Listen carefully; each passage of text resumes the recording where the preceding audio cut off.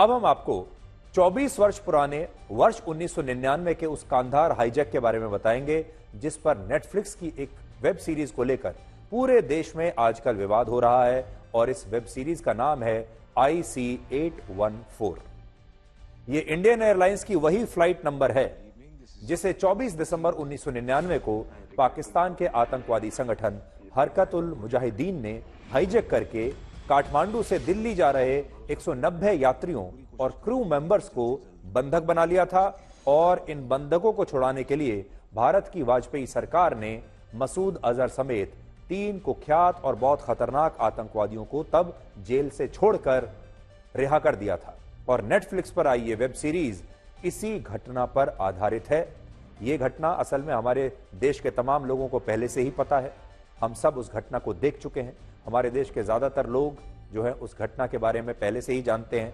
लेकिन आरोप है कि इस वेब सीरीज में आतंकवादियों की पहचान उनके असली नामों से नहीं बल्कि भोला और शंकर जैसे नामों से की गई। यह भी आरोप है कि इस फिल्म में आतंकवादियों को भारत की सरकार और सुरक्षा तंत्र पर हावी होते हुए दिखाया गया और आतंकवादियों के किरदारों को इस तरह से पेश किया गया जिससे दर्शकों में उनके प्रति एक हमदर्दी की भावना पैदा की जा सके। और इन किरदारों को काफी ग्लैमराइज करके दिखाया गया है, यानी आतंकवादियों को बहुत ग्लैमराइज करके दिखाया गया है और बताया गया है, इस तरीके से उनके किरदार गढ़े गए हैं ताकि लोगों की सहानुभूति उनके साथ चली जाए, लोगों को लगे कि भाई इतने बुरे लोग भी नहीं थे।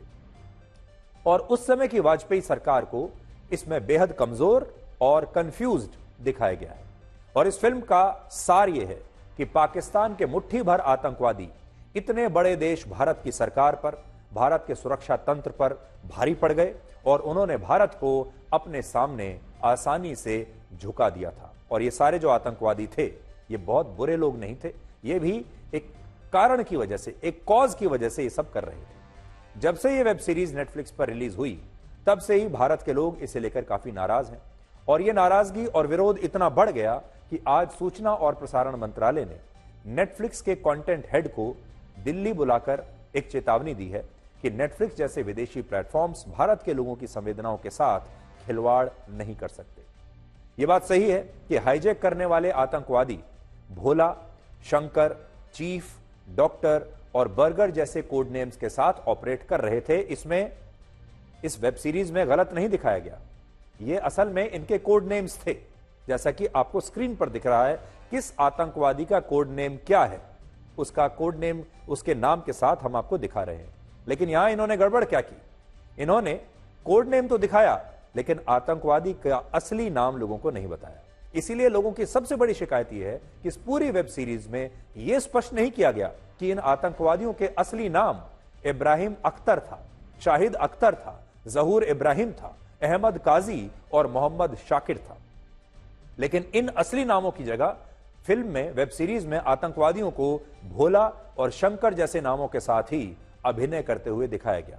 और इससे पता चलता है कि क्रिएटिव फ्रीडम के नाम पर इस वेब सीरीज को बनाने वाले निर्देशक ने, इसके राइटर्स ने इस घटना की कहानी को इस तरह से घुमा दिया, उसे ऐसा ट्विस्ट दिया कि दर्शकों को आतंकवादियों से हमदर्दी होने लगे और वो इन आतंकवादियों को आगे भविष्य में भी वर्षों तक भोला और शंकर के नाम से याद रखें। और ये सब करके फिल्म के निर्माता और निर्देशक शायद अपने आप को सेकुलर और लिबरल दिखाना चाहते थे, या यूं कह लीजिए कि IC-814 जैसे विषय पर फिल्म बनाते हुए भी उनकी अपनी विचारधारा शायद इस वेब सीरीज पर, इस फिल्म पर हावी हो गई।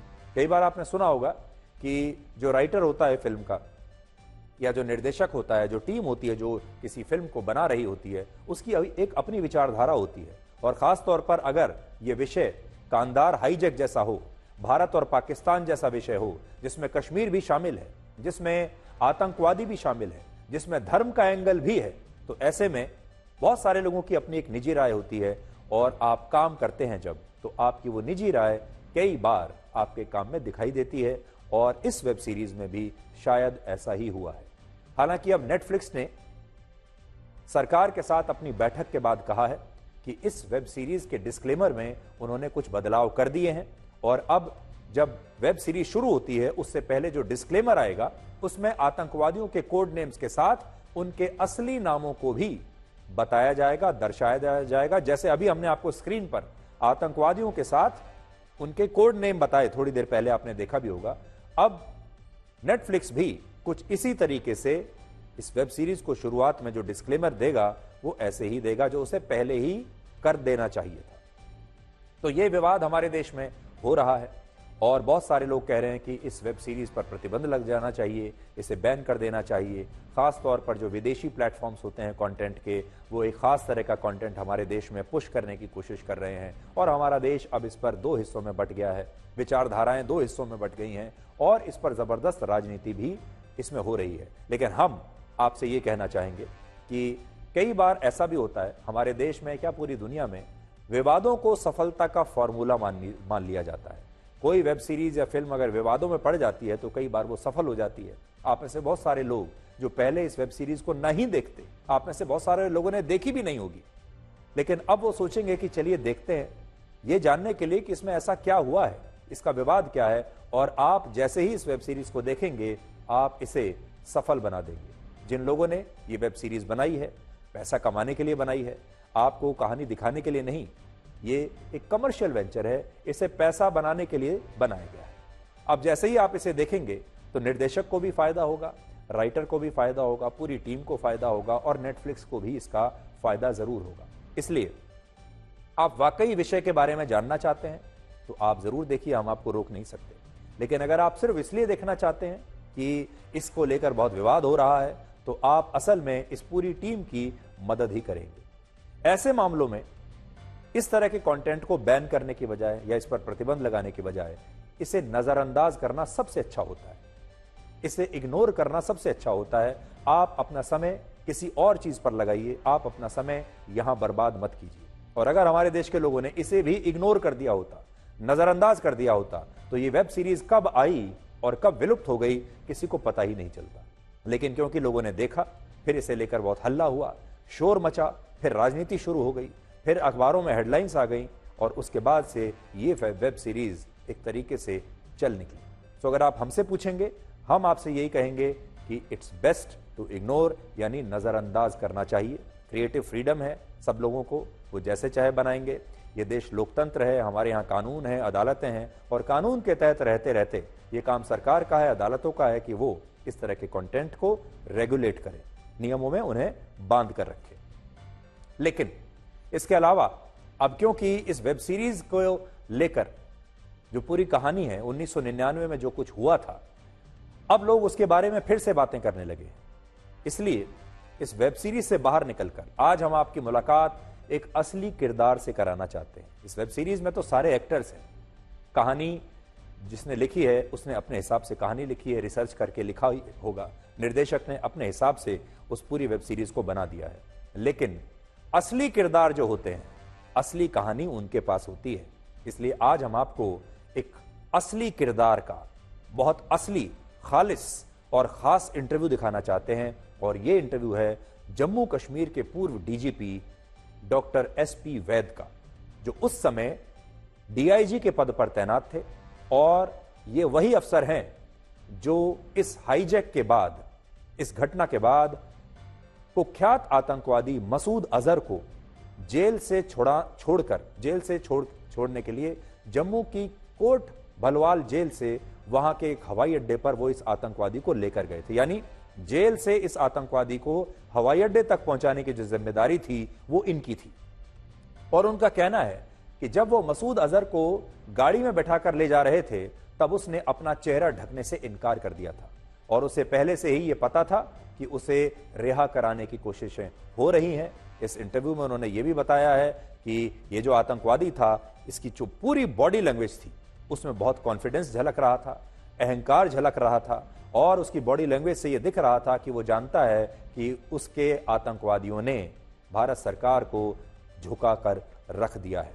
तो ये उस इंटरव्यू का छोटा सा अंश आज मैं आपके सामने रख रहा हूं। ये असली कहानी है और असली किरदार की जुबानी। मुझे मालूम था कि ये बाहर निकलेगा, ये हजारों को मारेगा और ये मैंने बात अपने उस वक्त के जो सीनियर लोग थे उनको कहा कि इसको छोड़ना मीन्स हजारों की मौत, और वही हुआ। इसने जाकर जैश ए मोहम्मद बनाई। उस जैश ए मोहम्मद ने संसद पर अटैक किया और उस तरह के बहुत सारे, हमारी असेंबली पर अटैक किया, बहुत सारे सुइसाइडल अटैक मिशन इसने लॉन्च किए और कितने लोगों की जानें गई इसमें। वो ऐसा टेररिस्ट छोड़ना मैं समझता हूँ बहुत बड़ी चूक थी। मैं आज आप मेरे से पूछोगे तो जिस तरह इजराइल कंप्रोमाइज नहीं करता है हाईजैकर से, आइडियली तो वैसा होना चाहिए, लेकिन क्या आपके लोग आपके साथ हैं? अगर आपके लोगों के जो जिनके रिश्तेदार वहां थे, अगर वो इतना बवाल मचा रहे थे और सरकार जो आपकी अपोजिशन पार्टीज थी, जो बाकी वो थे, सरकार को इतना प्रेशर पे लाया और अल्टीमेटली वो कंधार में चला गया। आपका मन क्या कहता था? अगर आपके मन पर छोड़ देते उस समय, अगर आप अपने मन की आवाज सुनते? गला दबा दो, इसको ऐसे आदमी को जाने नहीं देना चाहिए था। बहुत बहुत मतलब आपके मन में ये थॉट आया, ये ख्याल आया कि इसको जाने नहीं दूं मैं? बिल्कुल आया, बिल्कुल आया। ये देश के बाहर गया तो ये बर्बादी करेगा और वही हुआ। आपके मन में ये थॉट चल रहा था कि आप इसको मार देंगे? किसी के भी मन में ऐसा आएगा। रास्ते में क्या उसने कोई प्रोवोकेटिव बात की, कुछ ऐसा कुछ? नहीं, कोई प्रोवोकेटिव बात नहीं। सिर्फ वो जब उसको पहनाने की कोशिश की मंकी कैप, तो वो तस्बीह फेर रहा था, तो कहने लगा जी मैं तस्बीह चला रहा हूँ, मेरा मुंह बंद नहीं करिए। तो मैंने कहा कि जो अंधा होता है वो खुदा का नाम नहीं ले सकता क्या तुम्हारा मतलब है कि अगर तुझे पहना दी जाएगी ये मंकी कैप या तुम्हारी आंखें बंद कर दी जाए, मुंह बंद कर दिया जाए, तो तुम तस्बीह नहीं फेर सकते, खुदा को याद नहीं कर सकते। फिर वो चुप हो गए। बॉडी लैंग्वेज क्या कहती थी? बहुत स्टेयर करता था।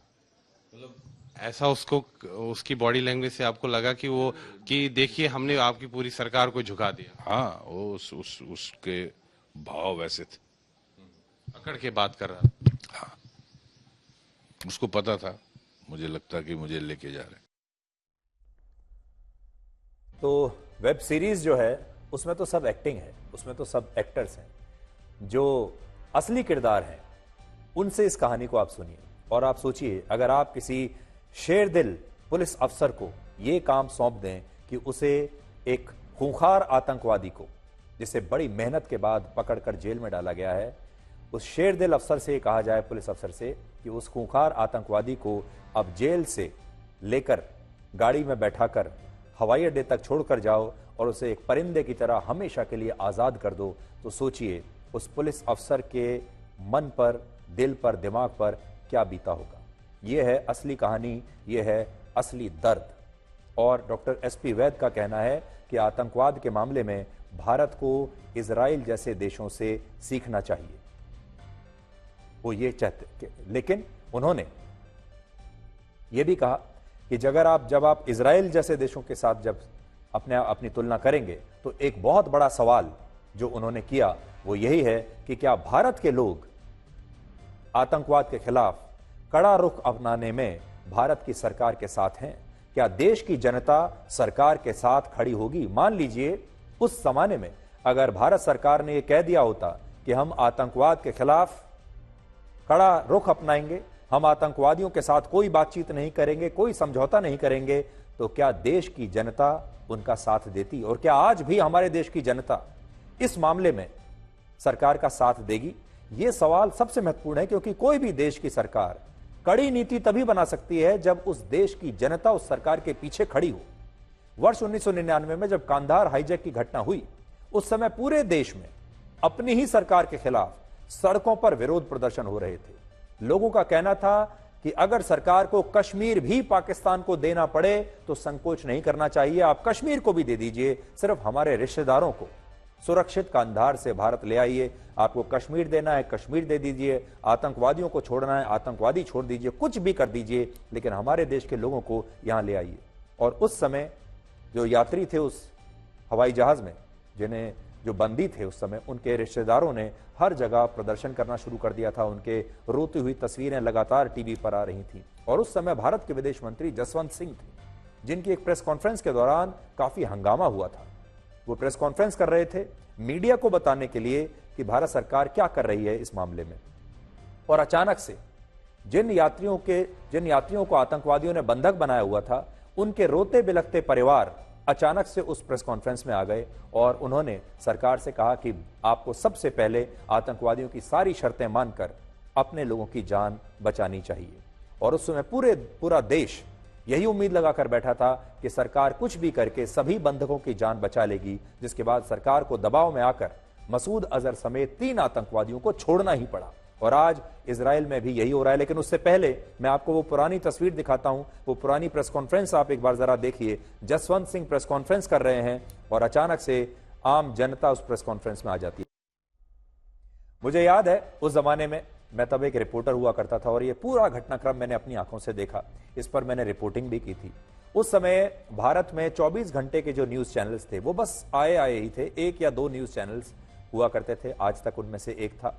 और लोगों ने पहली बार इस तरह की घटना को पूरा टीवी पर उसका लाइव टेलीकास्ट देखा।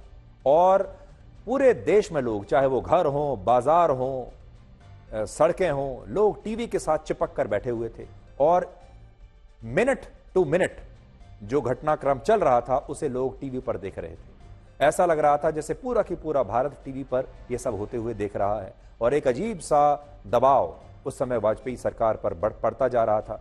असल में इससे पहले भारत के लोगों ने इस तरह की जो घटनाएं हैं उन्हें टीवी पर उसका मिनट टू मिनट अकाउंट देखा नहीं था। पहली बार लोगों ने टीवी पर देखा। पहली बार टीवी पर तमाम तरह की जानकारियां लाइव आ रही थी, जिसकी वजह से लोगों में गुस्सा और रोष पैदा हुआ, जिसकी वजह से जो इन यात्रियों के रिश्तेदार थे वो भी और ज्यादा विचलित होने लगे। और जब वो विचलित होकर प्रोटेस्ट कर रहे थे तो क्योंकि उस समय 24 घंटे के चैनल आ चुके थे देश में, तो पहली बार वो सारे प्रोटेस्ट टीवी पर आने लगे और एक बहुत बड़ा दबाव पैदा होने लगा। और इस दबाव के सामने वाजपेयी सरकार को उस समय झुकना पड़ा। बहुत सारे लोग ये भी कहते हैं कि उस समय देश के लोगों ने तो साथ दिया ही नहीं, ये बात है, लेकिन उस समय मीडिया ने जो रोल निभाया था, बहुत सारे लोग ये भी कहते हैं कि मीडिया का रोल उस समय जो था वो भी नकारात्मक था। और मीडिया की वजह से देश में एक ऐसा माहौल बना जिसकी वजह से भारत सरकार को उस समय झुकना पड़ा। लेकिन हम अक्सर ये कहते हैं कि भारत को इजराइल जैसा बनना चाहिए। इजराइल ने यह तय कर रखा है कि वो कभी भी आतंकवादियों के साथ समझौता नहीं करेगा, लेकिन इजराइल जैसे देशों को भी अब बदलना पड़ रहा है। गाजा में इजराइल के 6 बंधकों के शव मिलने के बाद इजराइल में बड़े स्तर पर आजकल हिंसक विरोध प्रदर्शन हो रहे हैं, जिनमें 5 लाख लोग इजराइल में सड़कों पर उतरकर अपनी ही सरकार से मांग कर रहे हैं कि उनकी सरकार हमास के साथ समझौता कर ले, डील कर ले और अपने उन सभी नागरिकों को सुरक्षित वापस लेकर आए जिन्हें हमास ने पिछले 10 महीनों से बंधक बनाकर रखा हुआ है। और लोगों का ही दबाव है कि इस साल कुछ बंधकों को छुड़ाने के लिए इजराइल की सरकार ने गाजा से गिरफ्तार हुए हमास के समर्थकों को, उनके आतंकवादियों को अपनी जेलों से रिहा भी कर दिया था। और इससे आप समझ सकते हैं कि जब लोगों का दबाव होता है, जनता का दबाव होता है, तो इजराइल जैसे देशों की सरकारें भी कुछ कर नहीं पाती। और वर्ष 1999 में भारत सरकार के सामने भी बिल्कुल यही स्थिति थी। आज इजराइल में जो विरोध प्रदर्शन हो रहे हैं वो आप देख लीजिए। ये सारे लोग क्या चाहते हैं कि हमारे देश के जो बंधक हैं, जिन्हें हमास ने अपनी कैद में रखा हुआ है, उन्हें किसी भी कीमत पर छुड़ा कर लाइए। आपको समझौता करना है तो समझौता कीजिए और हमास के साथ चल रहे इस युद्ध को तुरंत बंद कीजिए। ये इजराइल की तस्वीरें हैं। हमारे देश का दुर्भाग्य ये है कि हमारे यहां हर चीज पर राजनीति होती है और अब इस वेब सीरीज पर भी राजनीति हो रही है। सरकार नेटफ्लिक्स पर यह दबाव बना रही है कि वो लोगों के सामने इस घटना की सही तस्वीर पेश करे। उसने ठीक से यह तस्वीर पेश नहीं की, जबकि विपक्षी दल इस हाईजैकिंग को लोगों को दोबारा याद दिलाकर यह बताने की कोशिश कर रहे हैं कि देखिए उस समय की जो बीजेपी सरकार थी वो कितनी कमजोर थी, वो कितनी कंफ्यूज थी और बीजेपी वालों ने, बीजेपी की सरकार ने ही इतने खतरनाक आतंकवादियों को छोड़ दिया जिन्होंने बाद में भारत का इतना नुकसान किया। तो हर व्यक्ति अपना अपना फायदा इसमें देख रहा है। लेकिन हमें लगता है कि ऐसे समय में हमारे देश को इस राजनीति की नहीं बल्कि अपने देश भारत की बात करनी चाहिए। हमारे देश के नेताओं को थोड़ी देर के लिए इस वेब सीरीज पर राजनीति ना करके सिर्फ ये देखना चाहिए कि देश के लिए क्या जरूरी है, देश के लोगों के लिए क्या जरूरी है। कभी कभी विपक्ष और सरकारी पक्ष को एक साथ एकजुट भी होना चाहिए। और देखिए, हम इन दोनों को ये कहना चाहेंगे आज, बीजेपी को भी और विपक्षी दलों को भी, अगर ये कुछ मुद्दों पर एक साथ आएंगे तो लोगों को बड़ी खुशी होगी, लोगों को अच्छा लगेगा और यही लोकतंत्र की सबसे बड़ी जीत होगी। और इस तरह के जो विषय होते हैं, जैसे ये IC 814 का विषय है, इसमें तो सारे नेताओं को, सारी पार्टियों को एक राय बनानी चाहिए।